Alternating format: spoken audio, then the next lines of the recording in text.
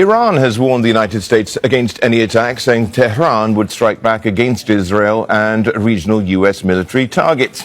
Iran's government is intensifying a crackdown on protests against a severe economic crisis.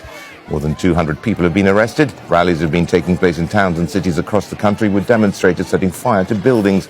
The Attorney General has warned that those involved in the unrest could face the death penalty.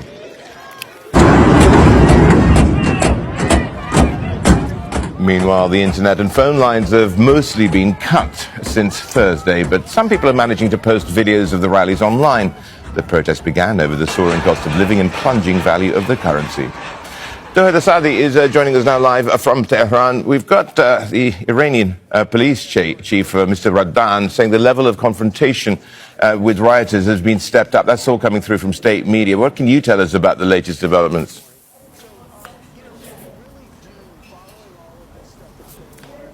Well, speaking of the latest developments and speaking of the statements that we have been hearing from the Iranian officials, we can say that they're trying, in a sense, to draw a line between protesters and what they called rioters, or what the Iranian Supreme Leader Ayatollah Ali Khamenei came out to call saboteurs. They're saying that they understand the situation, the complexities related to the economic difficulties people are facing, and on that the Speaker of the Parliament, Mohammad Bagher Ghalibaf, came out today to say that we understand and we recognize the right of people to take part in protests, but meanwhile we heard strong words from him when it comes to the United States and the Israelis. He said that we are in the war, quote unquote, with the US and Israel at four fronts. He said economic, cognitive, military and terrorism. Also, there was a sort of threat that we heard in his language. He said that in case of any attack to Iran,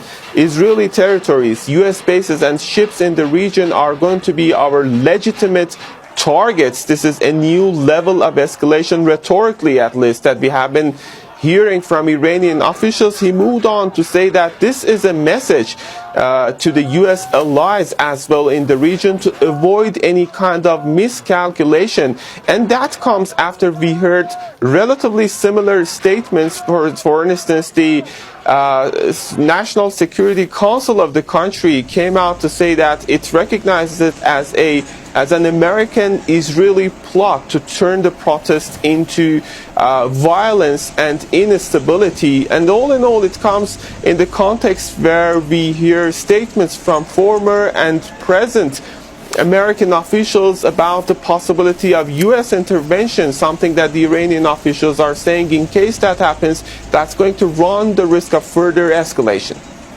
A bit of a strange question, but how worried are Iranian authorities about what's going on the streets of Iran?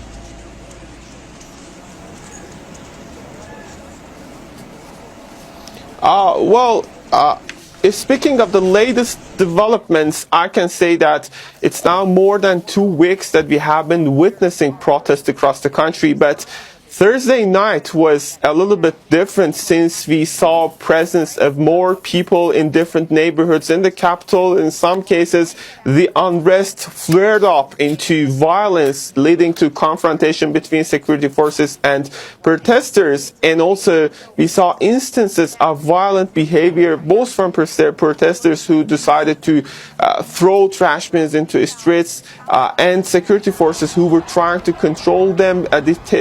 Tehran's mayor says that government buildings, public transportation vehicles, mosques and banks were damaged.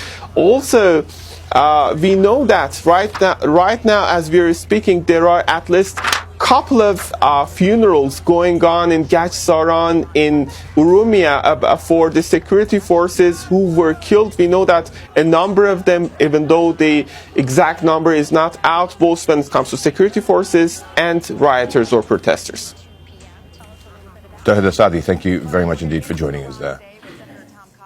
Don't miss out, get the full picture. Subscribe to Al Jazeera for reliable news and expert insights. Like, share, stay ahead.